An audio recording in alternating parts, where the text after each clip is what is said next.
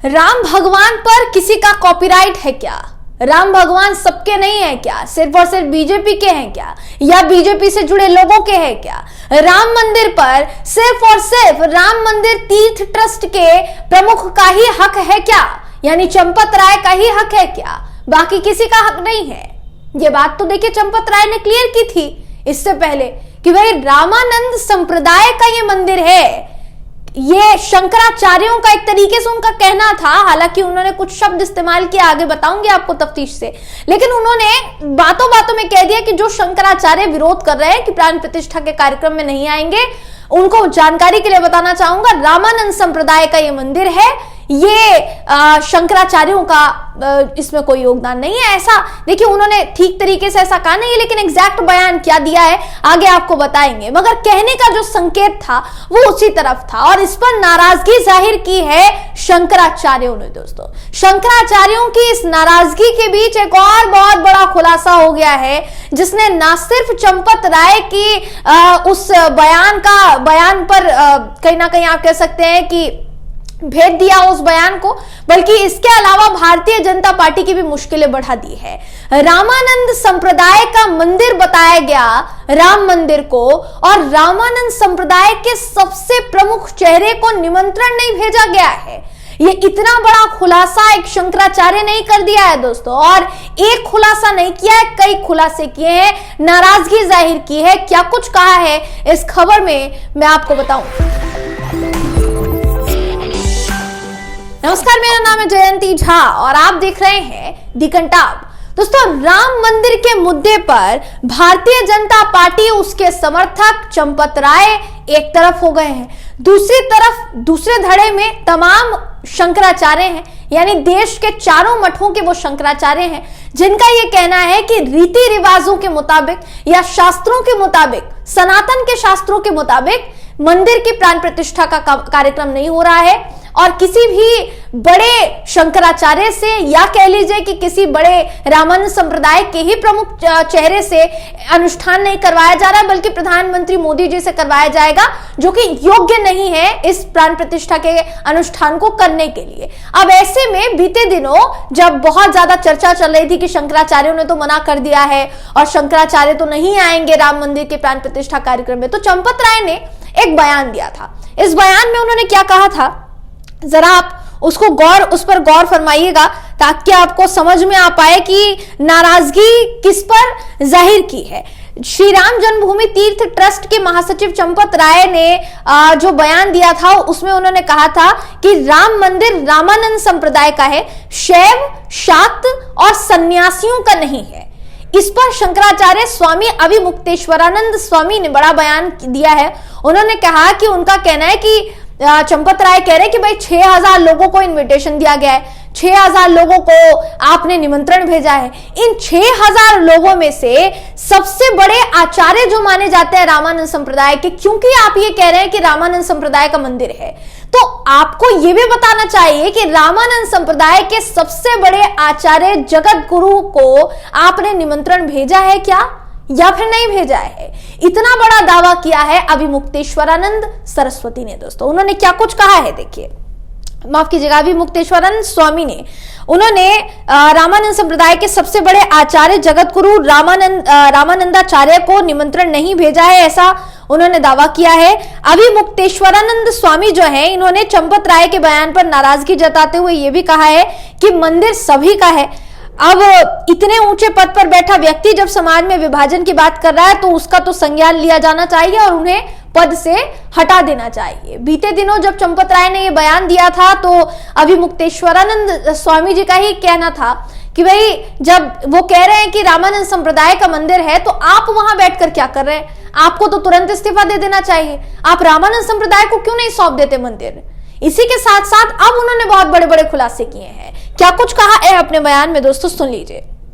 ABP से उन्होंने बातचीत की, उन्होंने कहा कि रामानंद संप्रदाय के जगत गुरु रामानंदाचार्य स्वामी राम नरेशाचार्य जी महाराज हैं। काशी में उनका मुख्य मठ है श्रीमठ। वो रामानंद संप्रदाय के सबसे बड़े आचार्य माने जाते हैं। उन्होंने श्री राम जन्मभूमि के लिए बहुत प्रयास किए हैं और उनके जो पूर्वाचार्य थे श्री शिव रामाचार्य जी महाराज राम जन्मभूमि आंदोलन के लिए बनाए गए राम जन्मभूमि न्यास के अध्यक्ष थे। उन्हीं के सानिध्य में ये सब आरंभ हुआ था। स्वामी राम नरेशाचार्य जी महाराज उन्हीं के उत्तराधिकारी हैं और बहुत बड़े विद्वान हैं और प्रतिभाशाली व्यक्ति हैं, सभी का समन्वय करके चलते हैं। वो ये भी कहते हैं दोस्तों, अभी मुक्तेश्वरानंद सरस्वती कहते हैं कि हमने उनके यहाँ फोन करके पता करवाया कि आपकी क्या भूमिका है। वहां चंपत राय जी कह रहे हैं कि राम मंदिर रामानंद संप्रदाय का है, तो पता चला उनको तो निमंत्रण भी नहीं मिला है। जब से मंदिर बन रहा है तब से उनके परामर्श तक नहीं लिए गए। अब रामानंद संप्रदाय के सबसे बड़े आचार्य को निमंत्रण भी नहीं गया है। आप दुनिया भर के लोगों को आमंत्रित कर रहे हैं, 6000 लोगों को आमंत्रित करने की बात आप कर रहे हैं, और जिनका मंदिर आप इनको बता रहे हैं उनके प्रमुख को, मुख्य चेहरे को, आचार्य को आपने निमंत्रण ही नहीं भेजा है। आपने उनको आमंत्रण ही नहीं भेजा है। वो आगे ये भी कहते कि रामानंद संप्रदाय कहीं मंगल ग्रह से आया हुआ नहीं है, वो हमारा ही संप्रदाय है और हमारे हिंदू धर्म और सनातन धर्म का अंग है। संप्रदाय भले हमारे अलग अलग हैं, लेकिन शास्त्र सबके एक ही हैं। वेद हमारा सबका एक है, शास्त्रों में भेद नहीं है। उन्होंने आगे ये भी कहा कि संप्रदायों की लड़ाई नहीं है, संप्रदायों ने ही हमसे अनुरोध किया था जब राम जन्मभूमि का मुकदमा चल रहा था। वो ये भी कहते हैं कि पैरवी जो की थी राम जन्मभूमि के लिए वो हम सभी ने मिलकर की थी, यानी उसमें रामानंद संप्रदाय का भी उतना ही योगदान था जितना कि हमारा था। हमने भी पैरवी की थी, हम भी लड़े थे, हमारी भी उतनी ही भूमिका थी। वो कहते हैं कि रामानंद संप्रदाय अगर हमसे अलग होता और भगवान राम हमारे आराध्य नहीं होते तो रामानंद संप्रदाय से हमारी कोई समस्या नहीं है। जब चंपत राय का बयान हमने सुना तो हमने कहा कि हमें कोई दिक्कत नहीं है, आप रामानंद संप्रदाय को दे दीजिए, आप खुद क्यों बैठे हुए हैं। तो वाकई में उन्होंने यही कहा था, उन्होंने कहा कि आप इस्तीफा दे दीजिए ना, अगर आप कह रहे हैं रामानंद संप्रदाय का मंदिर है। तो ये जो झूठ बुना जा रहा है ना दोस्तों राम मंदिर के नाम पर, जो सबसे ज्यादा पाप का काम होता है ना, वो किसी भी धार्मिक अनुष्ठान में इस तरीके की झूठ की राजनीति होती है। और यही शंकराचार्यों का कहना है कि भाई ऐसा नहीं है कि हम इस सरकार के विरोधी हैं या हम इस पार्टी के विरोधी हैं, लेकिन अब क्योंकि हम इनकी गलतियों पर से पर्दा हटा रहे हैं तो ये हमें ही उल्टा बोल रहे हैं कि आप विपक्ष की भाषा बोल रहे हैं, आप कांग्रेस की भाषा बोल रहे हैं, आप विपक्षी नेताओं की, विपक्षी दलों की भाषा बोल रहे हैं। हम कैसे विपक्षी दलों की भाषा बोल सकते हैं? इससे पहले हमने गंगा आंदोलन किया था, तब बीजेपी आकर हमारे साथ खड़ी हो गई।